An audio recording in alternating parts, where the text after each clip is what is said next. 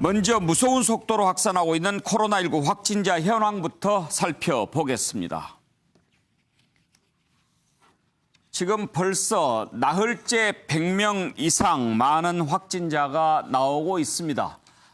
103명, 166명, 그리고 279명, 오늘 197명 신규 확진자가 나왔습니다. 지역 발생이 대부분입니다. 해외 유입이 지역 발생보다 많던 것은 이제 옛날 얘기가 됐습니다. 특히 이 중심에는 사랑제일교회가 있습니다. 사랑제일교회 코로나19 서울 확진자 추세를 한번 보겠습니다.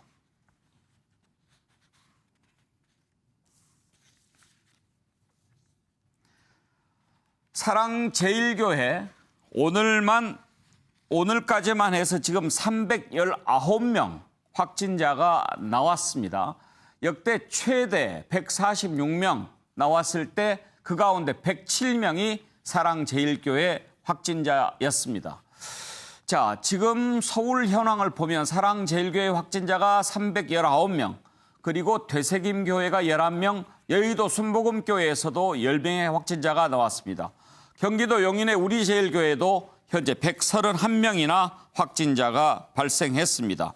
이렇게 종교시설 관련 확진자가 크게 늘면서 지금 제2차 대유행으로 번질 위기에 처해 있습니다. 정은경 본부장 무서운 속도로 코로나19가 확산하고 있다면서 가장 우려했던 상황이라고 얘기했습니다. 방역당국의 발표 내용 먼저 들어보시겠습니다. 8월 17일 0시 기준 국내 발생 신규 확진 환자는 188명입니다. 이 가운데 서울 89명, 경기 67명으로 서울 경기의 신규 환자가 156명으로 사흘 연속 세 자릿수를 기록하고 있습니다. 교회, 카페, 음식점, 직장 등 여러 곳에서 집단 감염이 발생하고 있으며 2차 감염이 연쇄적으로 이어지고 있어 대규모 재유행의 초기 단계로 진입하는 양상입니다. 이번 주까지도 서울 경기의 환자 발생이 완전 안정화되지 않을 경우에는 거리두기 방역 조치를 더욱 강화할 예정입니다. 고위험 시설에 대한 운영 중단과 실내 50인 이상, 실외 100인 이상의 집합과 모임 등을 금지하는 조치들이 취해질 수 있습니다.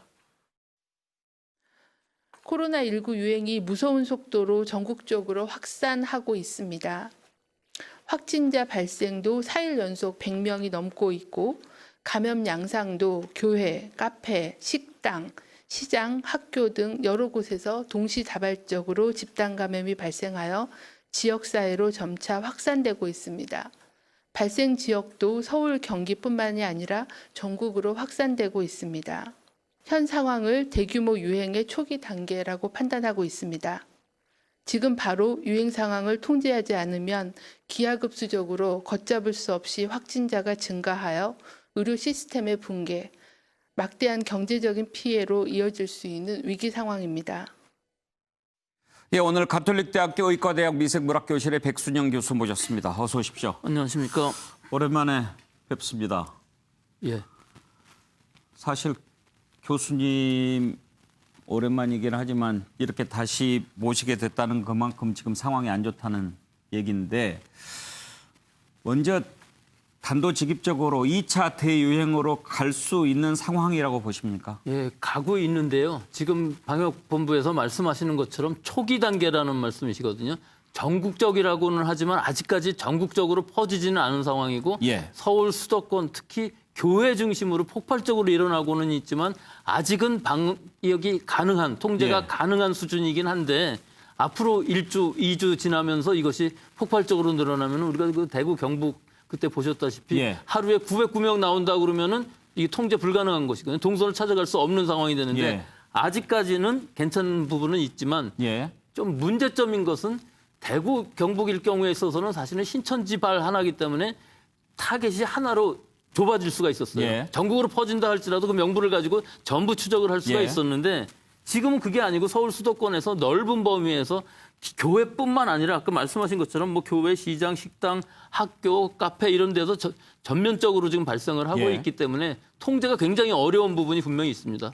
하지만 아직까지는 괜찮고 또 하나는 어제까지만 해도 2배씩 거의 올라가는 상황이었었는데 오늘 일단 하루지만 197명으로 약간 그 증가세가 멈칫한 것이 있거든요. 예. 요것이 며칠만 좀 유지가 된다고 그러면은 어느 정도 통제가 가능하다고 볼 수가 있는데 이것이 지금 가능한 것이 아니고 벌써 2주일 전부터 누적되어 왔던 것이 지금 나타나는 현상이기 때문에 앞으로 며칠간 진짜 조심을 해야 될 것으로 보입니다. 우리가 대구 경북 지역 상황에서 봤듯이 이게 확진자가 급증을 하면 두 가지 문제가 생기지 않습니까? 첫째는 경로를 알기가 어려워지고 둘째는 병상이 부족해지지 않습니까? 지금 수도권의 병상은 어떻습니까? 상황이. 아직까지는 괜찮죠. 예. 근데 이게 지금 문제는 이 지금 나오는 환자들은 대구 신천지 때와 많이 다르다는 부분이 예. 대구 신천지 때는 잘 아시다시피 20, 30대의 젊은 교인들이 많이 있었어요. 예. 그런데도 불구하고 병상이 굉장히 부족한 상황까지 갔거든요. 근데 지금은 굉장히 많습니다. 60대 이상이 거의 네. 30% 이상 차지할 정도로 많고 또 한 가지 다른 점은 지금은 생활치료센터라는 개념이 있기 때문에 어느 정도 경증 환자들은 격리할 수가 있는 상황이 되어 있고 예. 또 한 가지 다른 점은 그때 2월, 3월 이때에는 우리가 방역이 그렇게 또 우리 개인위생, 마스크 쓰기 완전하지가 않았었는데 지금은 굉장히 잘하고 있는데 약간 틈이 나서 지금 예. 이런 상황이 이런 것이거든요. 그러니까 약간 다른 점은 있지만 지금이 오히려 더 빠른 속도로 확산되고 있기 때문에 굉장히 어려운 부분은 분명히 있습니다. 신천지 때가 5천 명이 넘었죠. 이게 지금 기록적으로 봤을 때도요. 예. 신천지 대구교회가 토탈 5,214명이거든요. 예. 우리가 그렇게 무서워했던 5월 달에 이태원 크롭발이 예. 굉장히 많이 번졌다고 그랬었는데 그게 277명이에요. 근데 현재 지금 319명이 이 한 교회에서만. 교회에서만 됐고 또 하나 문제는 신천지보다 무서운 점이 예. 신천지는 그래도 협조적으로 나갔어요, 나중에는. 근데 지금 벌써 며칠이 지났는데도 이 신자들을 전부 명단을 파악도 못하고 또 파악했어도 양성이 된 다음에도 뭐 이 도피하는 사람들도 생기고 지금 목사님 자체도 지금 양성을 받은 상황이지 예. 않습니까? 그런데다가 이분들이 방역 수칙을 위반한 거 뭐 이런 것들은 완전히 무시했었고 예. 결국은 지금 진단검사도 다 받고 있지 않고 소재 불명인 사람도 300명이나 된다는 것이죠. 이게 몇 명이라도 결국은 지역사회에서 오랜 동안 있게 되면은 결국은 감염이 지역사회 전체적으로 무증상 전파로 퍼지는 것이거든요. 그러니까 이 부분이 굉장히 어렵고 이걸 어떻게 통제할 것인가 자발적으로 진단검사를 안 받을 것으로 보이기 때문에 이건 경찰의 수사력에 의해서 찾아내야 된다고 봅니다. 지금 말씀하신 그 부분이 문제인 것 같습니다. 사실 신천지 때는 워낙 그 좁은 공간에 많은 사람들이 모였다가 확 퍼진 케이스 아닙니까? 그렇지만 이제 그 사람들 나중에 신천지라고 하는 것을 밝히기 꺼려해서 진단하는 데 어려움이 있기는 했지만 지금 사랑제일교회 같은 경우에는 거의 노골적으로 도전하는 상황이란 말이에요. 이게 정치적인 부분이 끼었다는 게 좀 다르죠. 정치적으로 이 방역 또 이 코로나라는 것이 병이 아니다 하고 목사님이 말씀을 하시고 내가 기도하면 치료가 된다고 걸리지도 않는다고 하고 있는 상황이니까 예. 또 한 가지는 4천 명이 지금 신도라고 그러는데 과연 4천 명이 그게 맞는 것인가? 결국은 전화를 해봐도 신도 아닌 사람도 있고 신도는 빠져 있고 여러 가지 면에서 이 4천 명이라는 거 확실치가 않고 또 하나의 특징은 전국적으로 모이는 사람들이 있기 때문에 신도 아니면서도 오는 사람들도 있고 또 광화문 집회 같은 데에 참석하는 사람들 중에서도 많은 사람들이 감염될 수 있기 때문에 더 공포스러운 것은 맞습니다. 지금 코로나19 재확산의 중심에는 사랑제일교회가 있다고 해도 과언이 아닙니다. 사랑제일교회 관련 녹취를 좀 들어보겠습니다. 지금으로서는 추가 확산을 막는 것이 최우선 과제이기 때문에 신속한 진단검사를 통해 전파 가능성을 선제적으로 차단해야 하겠습니다. 그러나 일부 교회에서 제출한 방문자 명단의 정확성이 떨어져 신원 파악에 어려움을 겪고 있습니다. 해당 교회 측에서는 정확한 방문자 정보를 성실히 제출해 줄 것을 촉구합니다. 또한 주말 광복절 집회에 일부 진단검사를 받아야 할 교인들이 참여한 정황도 있어 추가 확산도 우려되고 있습니다.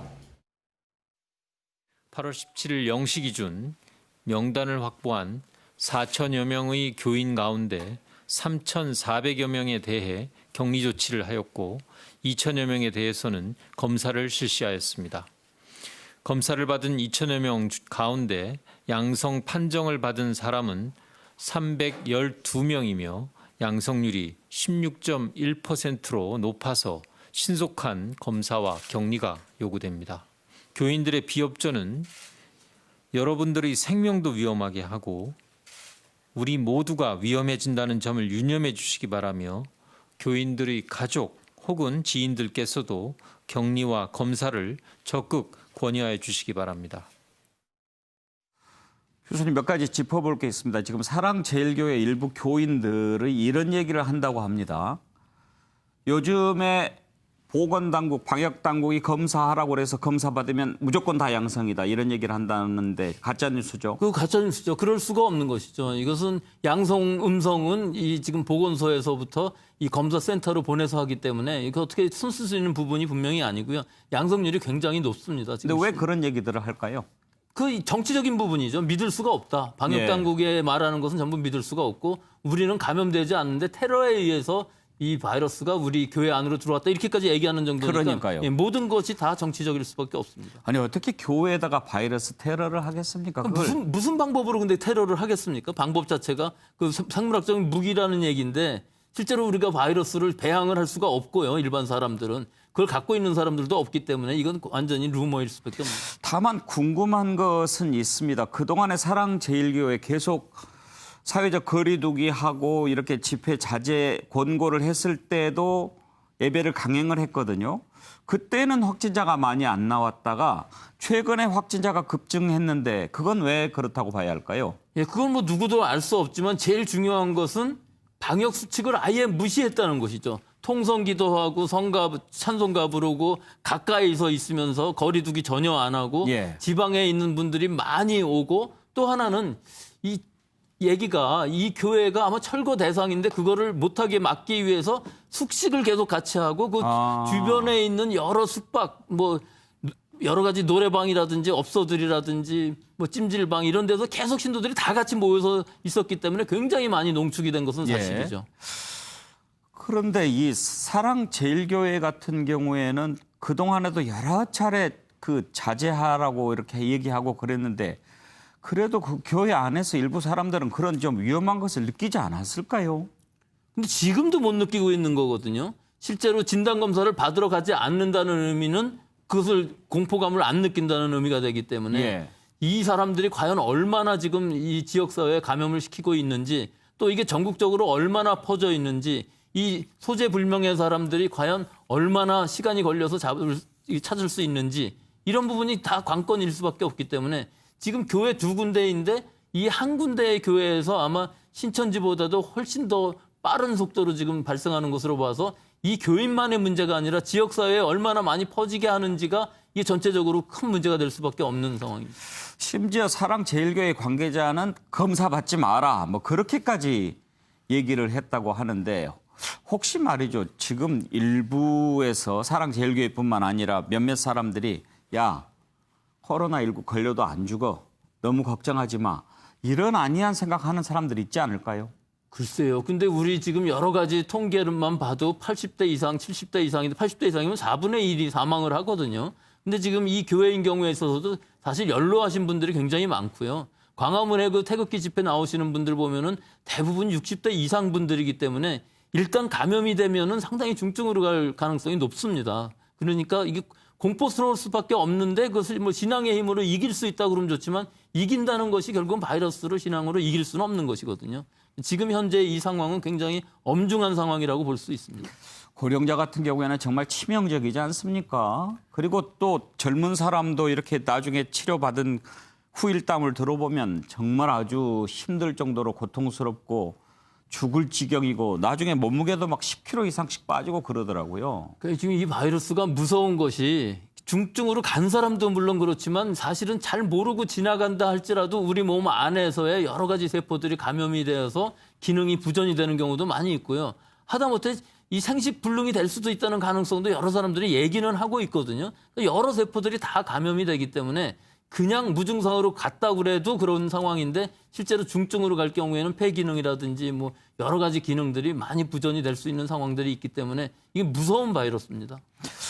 예, 정말 정광훈 목사 그리고 사랑제일교회 걱정이 아닐 수 없습니다. 예배와 집회를 강행하고 심지어 코로나 바이러스 교회에 뿌렸다는 그런 주장까지 하고 있는데요. 전 목사도 지금 확진 판정을 받았습니다. 그동안 정광훈 목사가 했던 얘기들 한번 들어보시죠. 또 저를 이 자리에 못 나오게 하려고 And even today, he has tried to block me from coming here. 중국 우한 바이러스를 우리 교회에다가 테러를 했습니다. 우리 And he has 교회에다가. terrorized our church with the Wuhan virus. 우리 교회는 그동안의 모임과 집회에서 철저히 방역을 했기 때문에 Our church has consistently followed the correct procedures against this 그 virus. 어마어마한 집회 속에서도 바이러스 사건이 한 건도 없었습니다. And has never there has been a virus uprising in our church for the past 바로 months. 오늘 행사를 앞두고 But today, following this, right before this event, 점진적으로 바이러스가 일어난 것이 아니고 it has not been a progressive outbreak, 바이러스 균을 우리 교회 모임에다 갖다 부어버렸습니다. but a 부었습니다. sudden outbreak at our church. It's ridiculous. 아까 오후에 보니까 구청에서 우리 교회를 찾아와서 This afternoon, the members of the city hall came to our church, 나 이렇게 멀쩡하게 생겼는데 and they saw me, 나는 열도 안 올라요. and I didn't even have a fever, 나는 병에 대한 증상이 전혀 없어요. and I have no symptoms. 그런데 정강훈 목사를 격리 대상으로 정했다고 통보를 했습니다. 이놈들이.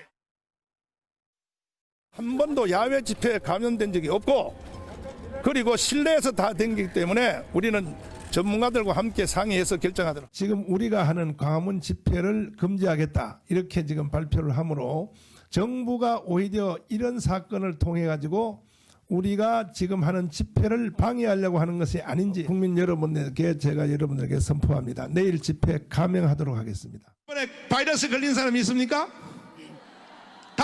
다음 주에 다 예배 오십시오. 예배. 주님이 다 고쳐주실 것입니다. 바이러스가 무서워서 못와 여기에. 그러나 성령이 계신 분은 다 이기고 와요. 뭐 여기 오면 전혀 병이 안 걸린다. 그건 아니죠. 그것도 필요 없어요. 우리는 병 걸려 죽어도 괜찮아. 우리는 목적이 죽는 거예요. 목적이 죽는 거. 하늘나라가 확보된 사람이요. 특별히 이제 내일은 광화문 이승만 광장에서 범국민대를 앞두고 많은 사람들이 이건 내가 저 몸이 아픈데 이렇게 해서 되겠나 하는 이러한 염려들을 할 것입니다. 치료해 주시는 여호와 라파 하나님을 의지하시고 신경통, 각양각색의 모든 병은 떠나갈지어다. 정혁진 변호사, 지금 이제 저런 식으로 하니까 참 얼마나 나쁜 영향을 많이 미치겠습니까? 네네. 그런데 지금 정광훈 목사 지난번에 구속됐다가 보석으로 풀려나지 않았습니까? 네네. 오늘 검찰이 다시 보석 취소 청구를 했다고 하는데 네네. 그 절차가 어떻게 됩니까? 일단은 간단하게 제가 정리를 해드리면요. 예. 2월 24일 날 구속이 됐어요. 예. 그런데 구속 사유가 뭐냐면 공직선거법 위반이었거든요. 예. 왜냐하면은 선거권이 없었는데 왜냐하면 이전에 이제 선거법 위반이 있어서 선거법이 없음에도 불구하고 선거운동을 갖다가 했고 더군다나 그때가 총선 전이었지 않았습니까? 총선을 앞두고 대규모 청중을 상대로 해가지고 계속적인 사전 선거운동을 했다. 그다음에 이제 또 도주 우려가 있다 해가지고 2월 24일 날 구속이 됐다가 예. 4월 20일 날 거의 한 8주 만에 석방이 됐어요. 예. 근데 그 보석 사유가 뭐냐면 병보석이었는데 어. 그런데 그때 이제 조건을 갖다가 법원에서 붙였거든요. 예. 그 조건이 뭐냐면 1번 증거인멸하지 말라. 예. 두 번째 자택에 칩거해라. 그다음에 이렇게 이동할 때에는 법원의 허가를 받아라. 예. 그다음에 사건 관계자와 연락하지 말아라. 그리고 제일 중요한 게 뭐냐면은 수사 관련 집회 및 시위에 참석하지 말아라. 그러면서 이제 5천만 원의 보증금을 전제로 해가지고 예. 그 보석을 갖다가 법원에서 해줬거든요. 네. 그런데 우리 형사소송법에 보면 102조에 이렇게 여러 가지 보석 취소 사유가 있는데 가장 중요한 게 뭐냐면 법원이 내건 조건을 그 위반했을 때 그때는 그 보석 취소를 할 수 있도록 해야 된다는 아니고 예. 법원이 할 수 있도록 규정이 되어 있는데 이 정도로 그 조건을 위반하고 거기에다가 여러 가지 무리를 갖다가 일으켰으니까 제 생각에는 아마 99.9%는 보석이 취소가 돼서 다시 그 구속이 되지 않을까 그런 생각이 듭니다. 보석이 취소가 되면 구속 상태가 연장이 되고 이제 재판도 구속 상태에서 받게 되는 겁니까? 그렇죠. 그러면 하나 궁금한 것은 지금 확진 판정을 받았다고 하지 않습니까? 네네. 이런 경우에 구속을 어떻게 하게 될까요? 그래서 제가 찾아봤더니 감염법 예방법의 예. 44조에 이렇게 지금 같은 상황이 아니고 구속되어 있는 사람이 전염병에 걸렸을 때 그때는 어떻게 해야 되느냐. 그 구치소에서 적절한 격리 조치와 필요한 의료를 갖다가 제공해야 된다. 이렇게 되어 있으니까 예.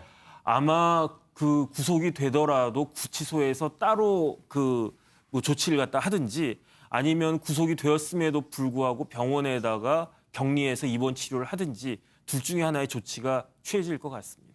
지금 소재가 파악이 안 된다고 하거든요. 네. 연락이 왜 안 될까요? 도망갔으니까 그렇겠죠. 빨리 체포를 갖다가 도주했다고 해야겠습니다. 보십니까? 제가 봤을 때는 뭐 그런데요. 참, 예. 그런데 지금 그 혹시 강연이나 이렇게 집회 도중에 했던 말들이 나중에 또 다른 범죄 혐의가 될 수 있는 그런 여지를 못 느끼셨습니까? 그런데 이제 전광훈 목사 같은 경우에 구속은 공직선거법 위반으로 되어 있지만 혐의가 여러 가지 혐의들이 있었단 말이에요. 그래서 뭐 모욕죄부터 해가지고 뭐 명예훼손 같은 것들 해가지고 여러 가지 고발이 되어 있는데 그런데 아마 기소는 아직까지는 그 공직선거법 위반 정도로 되어 있던 것 같은데 그런데 감염법 예방법 위반도 그 고발이 되어 있었거든요. 그런데 여기에 대해서는 당연히 그 처벌이 될 수 있지 않을까. 기소가 돼서 이 부분에 대해서는 처벌이 되지 않을까 그 생각이 듭니다. 정규환 평론가 이렇게 그 광복절 집회 때 얘기한 거 들어보면 정말 명백한 선동으로 보이지 않습니까? 거짓말도 어떻게 이제 저렇게 시킵니까? 대한민국 국민들을 어떻게 보고 저런 말을 믿으라고. 저는 이제 좀 이상한 분이다. 아니면 우리 사회에 정말 악인일 수도 있다. 뭐 이런 생각을 합니다. 문재인 대통령 싫어하고 민주당, 집권여당 얼마든지 비판해도 좋은데 전혀 사실과 다른 내용을 가지고 국민들을 선동, 사실은 혹세무민하는 거지 않습니까? 얼마나 국민들을 하찮게 봤으면 저런 말을 할까 이런 생각이 좀 들고요. 특히 이제 법을 지금 현재 이제 그 보석 상태에서 법에 대한 본인 인식이 또 어떤지 이런 것도 도무지 이해할 수 없고요. 저는 어쨌든 대한민국 국민으로서 방역 당국에서 마스크 아무리 교회에서 중요한 집회를 하더라도 반드시 마스크는 쓰고 하라. 이것이 제1의 수칙이라고 그렇게 강조했는데도 자기는 그런 감염병에 걸리지 않는다 확신하고 마스크 풀게 하고 통성기도 하고 거기다가 정말 거리 지키지 않고 저렇게 했다는 것 자체가 좀 충격을 넘어서 이거는 분노를 일으키게 하는 행위다. 저는 우리 사회가 절대 용서해서는 안 된다 이렇게 보고 있습니다. 목사가 저렇게 하니까 교인들도 방역당국 자체를 의심하고 제대로 검사도 받지 않고 회피하고 불신하고 이런 지경에까지 이르렀습니다. 특히 전광훈 목사는 광복절 집회 당시 오후 2시쯤에 자가격리 통보를 받았음에도 불구하고 오후 3시 30분쯤에 집회에 참석했는데 그런 식으로 통보한 것 자가격리 통보라고 볼 수 없다. 이런 식의 주장을 하고 있습니다. 변호인 주장 그리고 또 교회 관계자 얘기 들어보겠습니다. 전광훈 목사는 자가격리 대상자가 아니며 자가격리 대상자라고 혹 가정하더라도 자가격리 의무를 위반한 사실이 없습니다. 허위사실 유포로 신도들의 검사를 고의로 지연시킨 사실이 아예 없을 뿐만 아니라 오히려 당국보다 먼저 나서서 조치를 취하였습니다. 현재 교회의 신도가 아니거나 교회 방문한 지 오래된 사람 등을 가리지 않고 문자를 총 5차례 이상 보내서 보건소 안내에 적극 협조할 것과 광화문 집회는 물론이고 어떠한 집회도 나가지 말아달라는 당부를 하였습니다. 조사 대상 명단을 누락 은폐하여 제출하는 등 역학조사를 방해하였다는 부분과 관련하여 사실은 그 반대입니다. 교회는 첫 확진자 확인 후 당국의 명단 요구에 바로 응하여 명단을 제출하였습니다. 우한 바이러스의 확진자 숫자라는 것이 정부가 검사 대상 범위를 어디까지 강제하고 어떻게 조치하느냐에 따라 고무줄처럼 특정 시기에 맞춰서 줄었다 늘었다 조정받을 수 있다고 보는 것은 충분히 합리적인 주장입니다. 문재인 대통령 서정엽 직무대행자가 교회들, 특히 사랑제의 교회를 상대로 그동안 마치 존재 자체도 없었던 바이러스가 갑자기 생겨난 것처럼 확진자 수 확대에 주적으로 몰아가는 것이 합당한 일이겠습니까? 결국 국민 공포심을 등에 업고 전광훈 목사 구속이라는 결과를 이끌어내려고 하는 것이 아닌가 강한 의혹을 제기하지 않을 수 없습니다. 받으면 난리 나잖아.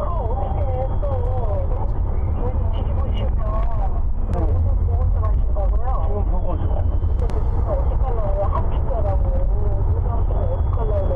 그것도 문제네.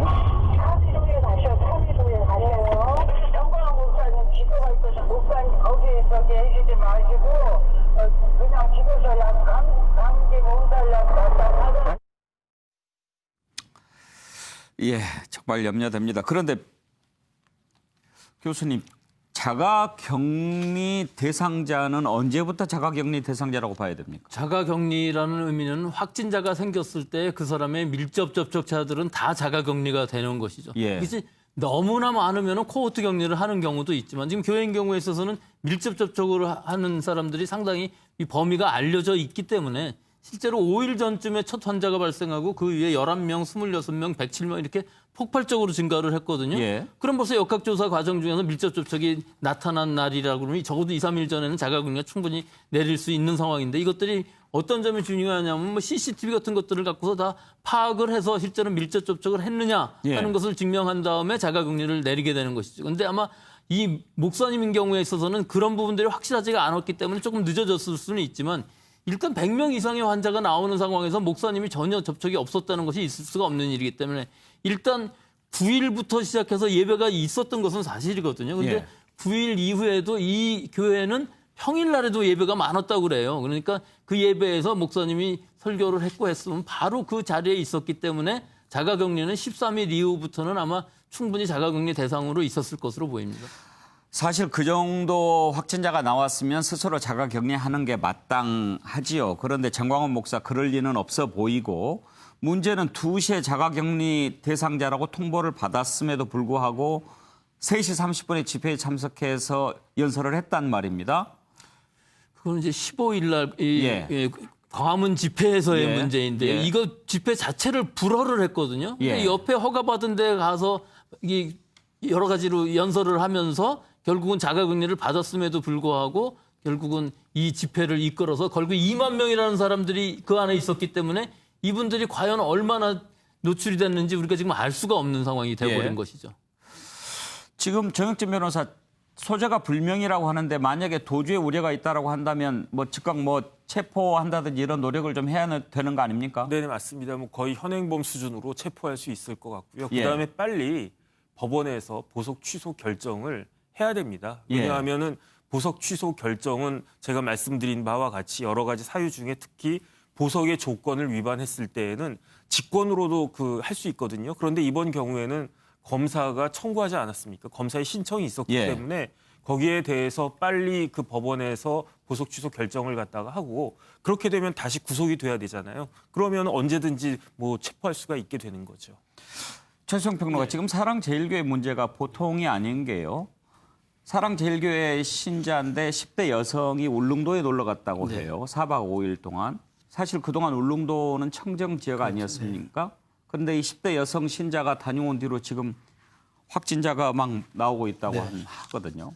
이게 저희가 지금 가장 지금 우리가 두려워해야 할 게 깜깜이 무증상 고령자라고 하는 게 지금 가장 핵심 아닙니까? 예. 그런데 지금 이런 상황에서 그런데 가가지고 이제 이른바 청정지에 갔다 오고 나서 아무런 책임 있는 행동을도 안 하고 심지어 포항 갔다가는 그러니까 사라진 사람도 교인도 있다고 예. 그러니까 이렇게 정말 공동체의 안전과 생명을 위협하는 이런 무책임한 행위를 종교의 이름이라는 그 영역에 있는 사람들이 행할 때 이거 국민들이 어떻게 바라보겠습니까? 그러니까 지금 더더군다나 그 검사자의 25%가 확진자가 나온 사랑제일교회 아니겠습니까? 그렇다면 앞으로 이게 정말 어마어마하게 번질 수 있는 위급 상황인데 이런 상황조차 아무런 서로에 대한 예방 조치가 없이 이렇게 다닌다는 거는 저는 더더구나 지금 모든 국민이 수해로 인해서 어려움 겪고 있는 이 정말 국가적 재앙인데 이런 상황에 더 어려움을 갖다 넣는 이런 행위들을 어떻게 국민들이 온전하게 받아들일 수 있겠습니까?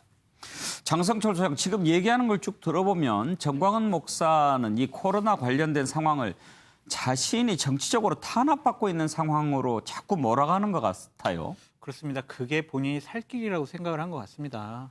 본인은 병에 걸리지 않는다. 본인은 기도를 통해서 병을 나을 수 있다. 이게 어떻게 지금 저 말을 믿고 신도들이 검사도 받지 않으면 그 신도들 병에 걸리면 어떻게 책임질 겁니까? 저희가 종교의 활동을 억압하거나 하지 말라는 게 아니잖아요. 그동안 많은 정말 의료진들이 헌신적으로 이렇게 병을 막기 위해서 열심히 노력을 하셔서 이만큼이나 막았는데 의료진들이 간곡하게 충고하고 제안했던 마스크 쓰시라, 집회하지 마시라, 거리 두기 해라 이런 것들을 왜 안 지키십니까? 우리 의료진들을 더 고생시키지 마시고요. 정광훈 목사, 정치적인 부분은 어떻게 다르게 표현을 하더라도 이 국민의 건강과 생명을 안전 지키는 일에는 동참해 주셔야 한다고 생각합니다. 혹시 장성철 소장 광복절 집회 보셨나요? 네, TV로만 봤습니다. 아, 사람들이 꽤 많이 왔던데 거기에서 이렇게 그 자신의 어떤 존재 가치를 보이려고 하는 게 느껴지지 않았습니까? 그렇습니다. 그러니까 정치적으로 저분이 뭐를 하려고 하는 것이 아니냐 그런 의도가 들 정도로 상당히 정부의 비판적인 얘기를 많이 하셨는데 좋아요. 문재인 정권 잘못한 것이 많기 때문에 비판할 수 있습니다. 그렇더라도 더 중요한 것은 공동체의 안정, 대한민국 국민들의 생명과 안정이 더 중요합니다. 정치적인 의도를 갖고 국민의 생명을 안전을 담보한다는 것 자체가 좀 교인으로서의 잘못, 목사로서의 잘못이지만 대한민국 국민으로서도 잘못한 일을 가고 있다라고 말씀드립니다. 아, 교수님 광복절 집회 관련해서요.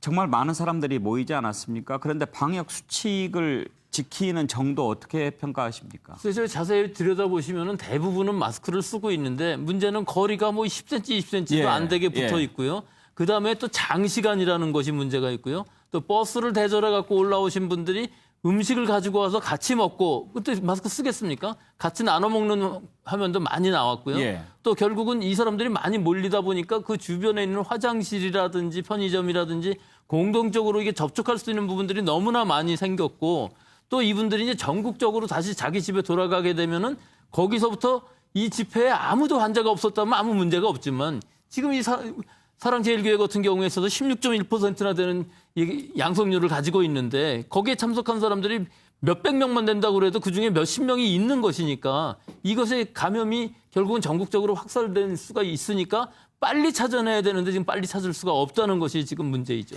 함성도 외치고 그렇게 하지 않았습니까? 구호 외치면서 마스크 다 벗고요. 이 뭐 장갑이라도 끼고 있다면 또 모르겠는데 장갑 낀 사람이라고 하나도 없는 것이고 서로 스크럼도 짜면서 접촉이 있기 때문에 이 주변에 있는 사람들은 다 접촉하는 것이죠.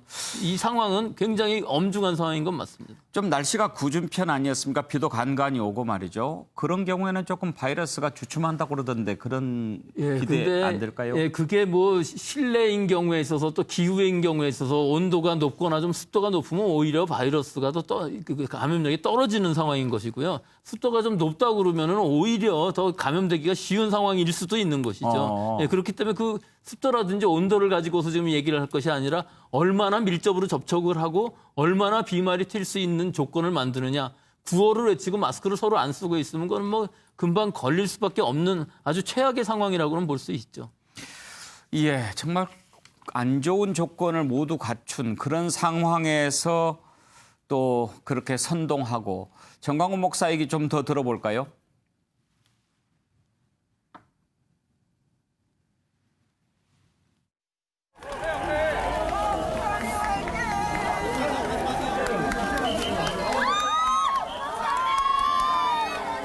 목사님 보석 조건 중에 그 집회 시위 참가 금지라는 뭐 조건도 있는데 어떻게 생각하시나요?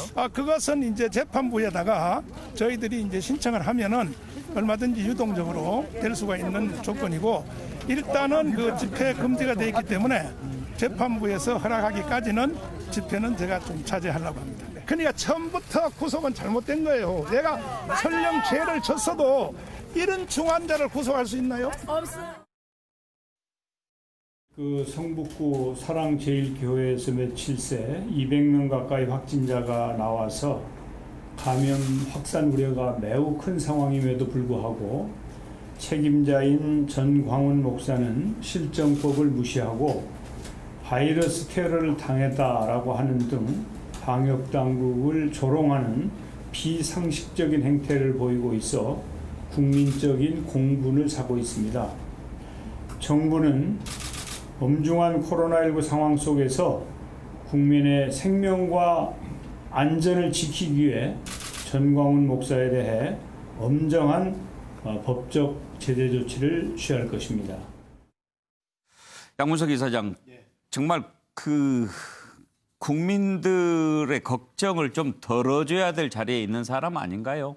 네, 정강훈 목사가 한 이야기를 신도들이나 그다음에 이제 태극기 집회에 정강훈 목사를 거의 하나님을 죽일 수 있는 사람이잖아요. 본인 스스로가 하나님 너 그러면 죽어라고 할 정도의 스스로가 신이 된 사람인데 저런 사람의 이야기가 말 그대로 사회상계와 상식에서 이탈하고 탈선했다라는 부분을 지적해줘야 되는 사람들이 오히려 저런 사람을 비호하고 있다는 거예요. 대표적으로 예를 들면 문재인 대통령이 국민 생명을 위협하는 부분에 대해서는 도저히 용서하지 못한다라고 이야기를 했고 오늘 정세균 총지도 저렇게 이야기를 했는데 정진석 의원 같은 경우에는 특정 교회, 특정 종교인을 왜 공격하냐고 대통령에게 따지고 든단 말이에요. 그다음에 김진태 전 의원 같은 경우는 대통령이 국민을 협박한다라고 지금 오히려 그 부분에 대해서 나물고 있는 대통령을 역으로 공격을 하면서 정강훈 목사 편을 든단 말이에요.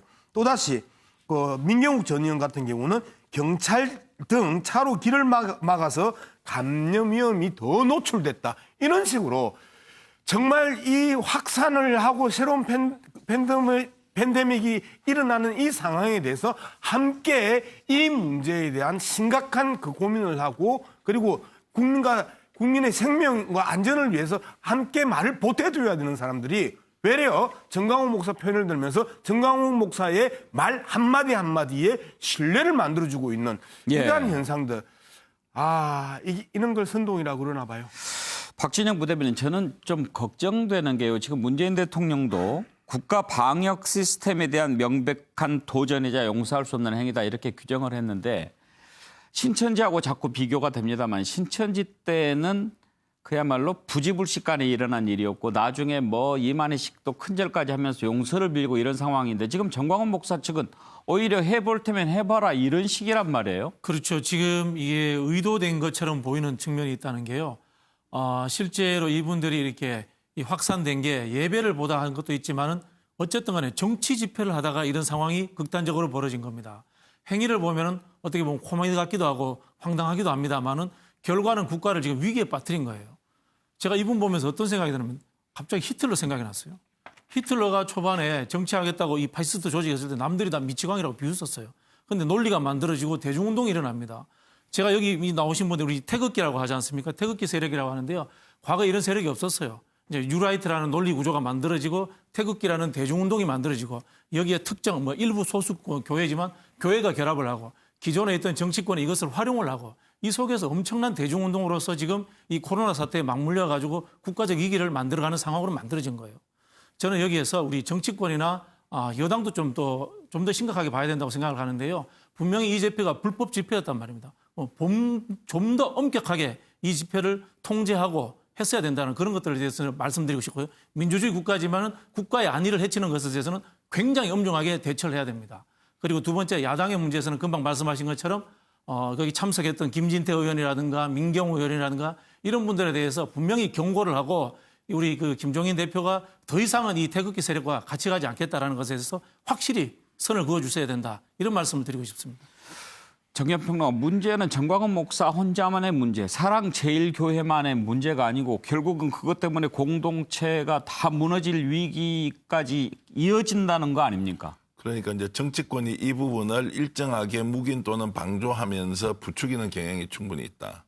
또 그렇게 하고 있고 오늘도 제가 이제 실명을 거론하면 개인에 대한 좀 명예훼손이 될까 싶어서 일단 좀 자제하면서 말씀을 드리면 문재인 대통령이 지금 현재 이 문제를 심각하게 바라보고 사랑제일교회 행위에 대해서 책임을 묻겠다고 한 말에 왜 지금 전반적인 국정 운영의 실패를 특정 종교의 탓으로 돌리느냐라고 모 대학 교수가 얘기를 했습니다. 냉정하게 얘기해서 지금 이 상황이 신천지 교주인 이만희가 했던 행위와 지금 이제 신천지 교회 사건 이후에 사랑제일교회가 지금 보여주고 이 행위 중에 누가 더 나쁩니까? 이미 정부에서 수도 없는 경고를 통해서 교회에서 집회를 할 때 어떻게 하라고 권고를 했고 본인이 정치적 표현의 자유가 있다고 하더라도 국민의 한 사람으로서 방역의 주체로서 또는 방역의 대상으로서 국가가 또는 지방자치단체가 원하는 방향으로 방역수칙을 지켜야 함에도 이를 어기고도 조금 전에 이렇게 해놨습니다. 강현재 변호사죠. 변호인으로 지금 활동하고 있는 분이 문재인 구속이 최고의 방역이라고 해놓고 그 위에서 기자회견을 합니다. 문재인 대통령 구속이 최고의 방역이라는 것에 동의하는 국민이 과연 몇 명 있습니까?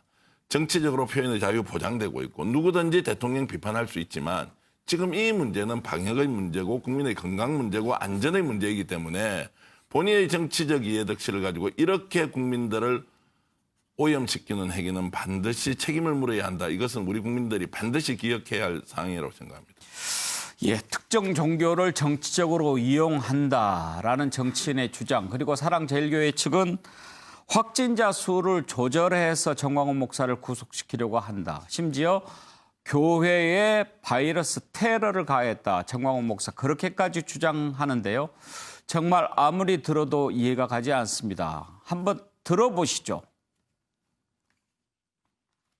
그를 이 자리에 못 나오게 하려고 And even today, he has tried to block me from coming here. 중국 우한 바이러스를 우리 교회에다가 테러를 했습니다. 우리 And he has 교회다가. terrorized our church with the Wuhan virus. 우리 교회는 그동안의 모임과 집회에서 철저히 방역을 했기 때문에 Our church has consistently followed the correct procedures against this 그 virus. 어마어마한 집회 속에서도 바이러스 사건이 한 건도 없었습니다. And it's never there has been a virus uprising in our church for the past 바로 months. 오늘 행사를 앞두고 But today, following this, right before this event, 점진적으로 바이러스가 일어난 것이 아니고 it has not been a progressive outbreak, 바이러스 균을 우리 교회 모임에다 갖다 부어버렸습니다. but a sudden outbreak at our church. It's ridiculous. 아까 오후에 보니까 구청에서 우리 교회를 찾아와서 This afternoon, the members of the city hall came to our church, 나 이렇게 멀쩡하게 생겼는데 and they saw me, 나는 열도 안 올라요. and I didn't even have a fever, 나는 병에 대한 증상이 전혀 없어요. and I had no symptoms. 그런데 정광훈 목사를 격리 대상으로 정했다고 통보를 했습니다. 이놈들이. 우한 바이러스의 확진자 숫자라는 것이 정부가 검사 대상 범위를 어디까지 강제하고 어떻게 조치하느냐에 따라 고무줄처럼 특정 시기에 맞춰서 줄었다 늘었다 조정받을 수 있다고 보는 것은 충분히 합리적인 주장입니다. 문재인 대통령 서정엽 직무대행자가 교회들, 특히 사랑제일교회를 상대로 그동안 마치 존재 자체도 없었던 바이러스가 갑자기 생겨난 것처럼 확진자 수 확대에 주적으로 몰아가는 것이 합당한 일이겠습니까? 한 번도 야외 집회에 감염된 적이 없고 그리고 실내에서 다 댕기기 때문에 우리는 전문가들과 함께 상의해서 결정하도록 지금 우리가 하는 광화문 집회를 금지하겠다 이렇게 지금 발표를 하므로 정부가 오히려 이런 사건을 통해 가지고 우리가 지금 하는 집회를 방해하려고 하는 것이 아닌지 국민 여러분들께 제가 여러분들에게 선포합니다. 내일 집회 감행하도록 하겠습니다. 이번에 바이러스 걸린 사람이 있습니까? 다음 주에 다 예배 오십시오. 예배. 주님이 다 고쳐주실 것입니다. 바이러스가 무서워서 못와 여기에. 그러나 성령이 계신 분은 다 이기고 와요. 뭐 여기 오면 전혀 병이 안 걸린다. 그건 아니죠. 그것도 필요 없어요. 우리는 병 걸려 죽어도 괜찮아. 우리는 목적이 죽는 거예요. 목적이 죽는 거. 하늘나라가 확보된 사람이요. 특별히 이제 내일은 광화문 이승만 광장에서 범국민대를 앞두고 많은 사람들이 이건 내가 몸이 아픈데 이렇게 해서 되겠나 하는 이러한 염려들을 할 것입니다. 치료해 주시는 여호와 라파 하나님을 의지하시고 신경통, 각양각색의 모든 병은 떠나갈지어다. 장성철 수장, 지금 정광훈 목사가 소재가 파악이 안 된다고 하는데 그렇다면 지금 어디서 또 누군가를 만나고 있다고 생각할 수 있지 않습니까? 추측이죠. 어디에 숨어 있는지, 누구를 만나서 대응 방안을 마련하고 있는지는 모르겠지만 지금 정광훈 목사 때문에 지금 대한민국이 여러 가지로 불안해하고 있지 않습니까? 정광훈 목사께서는 자진해서 빨리 병원에 가시든지 아니면 경찰에 본인이 자진 출석하시든지 해서 국민의 불안감을 좀 떨쳐주셨으면 좋겠다라는 생각이 듭니다. 최성 평론가, 지금 이렇게 계속 피해 다닌다고 해결될 상황이 아니잖아요. 아니죠, 예. 신천지 때는 이만희 씨가 뭘 조치라도 취했지 않습니까? 저는 저렇게 무책임한 저렇게 행위가 그러니까 저분이 얘기하시는 게 좀 그렇잖아요. 지금 뭐 이 정부가 자기에게 어쨌든 자기를 탄압하고 하는데 그렇다고 그것을 제가 정치적 주장인데 그렇다 하더라도 우리 공동체의 존망을 위협하는 것을 그 행위를 자기가 그걸 정당화시킬 수 있습니까? 아니 저렇게 뭐 한 목회자가 무지, 욕망, 오만을 가지고 저렇게 대하면은 과연 뭐 어떤 결과가 갖추고 나타나겠습니까? 저는 법치국가에서 법을 부정하는 행위는 저는 있어서는 절대 안 되는 행위인데 본인이 저렇게 큰 가치를 얘기하는 것을 누가 저렇게 저는 이 엄중한 시각에 자신의 생각을 저렇게 선동적 언어로 이야기하는 것이 과연 이 사회의 그 건강한 그 울림으로 들릴 것이냐고 저는 한번 물어보고 싶어요. 근데 지금 정말 중요한 것은 바로 지금 1시간이라도 빨리 나타나서 방역당국에 협조하는 것만이 정말 그래도 지금 이 시간에 책임 있는 본인이 목회자로서 저는 할 행위라고 생각을 합니다. 정혁준 변호사, 지금 사랑제일교회 일부 신자들은 검사도 안 받고 이렇게 한다고 그러는데 감염병 관리법에 안 받으면 그것도 처벌받게 돼 있죠? 네네, 형사처벌 받도록 되어 있습니다. 예. 그 행위에 따라서 2년 이하 징역부터 300만 원 이하 벌금까지 다양하게 있는데 그런데 그런 걸 떠나가지고 제일 중요한 게 내 몸이잖아요. 그 신외무물이란 말도 있는데 가만히 있으면은 결국은 자기가 그 코로나에 걸려가지고 건강을 심하게 상하거나 심지어 사망할 수도 있으니까 뭐 다른 사람 생각할 거 없이 본인을 위해서라도 빨리 병원에 가는 게 그게 맞다고 생각합니다.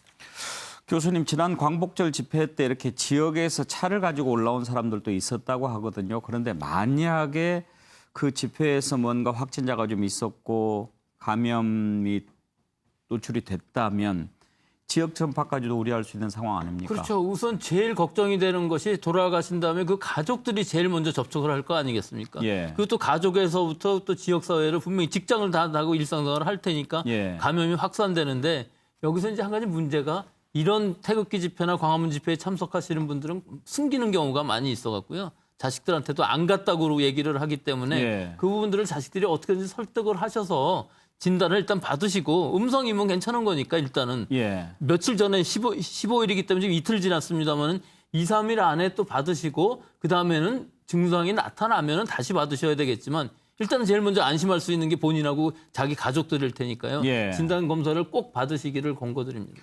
지금 이제 사랑제일교회뿐만 아니라 또 다른 교회 그리고 또 커피숍 같은 데서도 또 많은 스타벅스의 파주 확진자가 나오지 않았습니까? 거기는 이렇게 밀폐된 공간이고 에어컨도 틀고 그랬다고 그러는데 그런 전파도 의심을 해봐야 할까요? 예, 거기가 지금 어려운 부분이 이런 커피숍 같은 데가 거의 2층이었었는데 예. 1층에서는 다 마스크를 쓰고 한 명도 감염이 안 되었는데 2층에서는 장시간 같이 있었고 마스크를 좀 벗고 있는 상황에서 감염이 많이 된 거거든요. 예. 거의 40명 넘게가 감염이 되었기 때문에 실제로 이런 공간에서 그리고 실내 공간에서는 지금 커피를 마실 때에도 마시는 순간에만 사실 마시는 것보다는 오랜 기간 같이 얘기를 하는 게 문제인 것이거든요. 일단 커피를 다 마셨으면은 마스크 쓰고서 오랜 동안 얘기를 해도 되겠지만 예. 적어도 30분 이상을 얘기를 한다 그러면은 감염되는 것은 확실하고 그 안에 환자가 아무도 없다면 물론 괜찮겠지만 지금 서울 수도권의 상황을 보면은 어디를 가도 바이러스가 있다고 생각을 하시고 마스크, 개인 위생, 손 씻기 이것들을 철저히 지키시지 않으면은 지역사회 N차 감염의 고리가 끊어지질 않기 때문에 계속 더 확산된 위험성이 충분히 있는 시기입니다. 지금 일단 수도권은 거리두기 단계를 2단계로 올리지 않았습니까? 2단계와 3단계의 차이는 어떤 겁니까? 2단계만 해도 지금 실제 2단계는 아닙니다. 예. 좀 완화되는 상황이기 때문에 위험시설, 12개 위험시설에 이제 그 19일부터는 여러 가지 그 교회, 결혼식장의 뷔페라든지 또는 한 군데를 더 이제 위험시설을 지정을 하게 돼 있는데요. PC방입니다. 예. PC방하고 교회의 뷔페는 19일부터는 이렇게 하게 되어 있는데 사실은 영업을 금지시킨 게 아니거든요. 예. 방역수칙을 잘 지키면서 하라고 그러는 것이고 앞으로 1, 2주 보면서 이것을 금지하겠다. 상황이 나빠지면. 예. 근데 여기까지는 2단계고요.